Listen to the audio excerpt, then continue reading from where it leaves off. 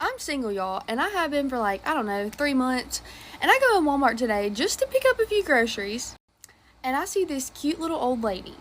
And so she's like trying to get something off of the shelf and she can't reach it. So obviously, I mean, as a good Samaritan, I'm like, do you need help?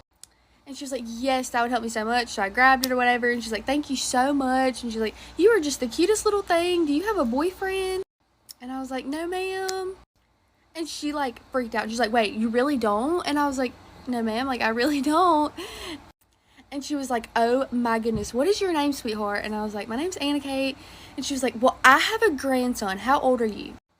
And I told her that I was 20. I was about to turn 21 in July. And she was like, oh my goodness, I don't know if you like older men. He's like 23, but I think it could still work. And I was like, I mean, I'm not really looking. And she was like, no, no, sweetie, listen. He is a really good old country boy. Like, he just seems like he's just your type.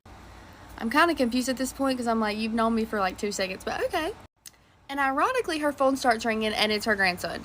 So she answers and she's like telling him about me as I'm standing there, like as much as she knows from the 3 seconds we've had an interaction.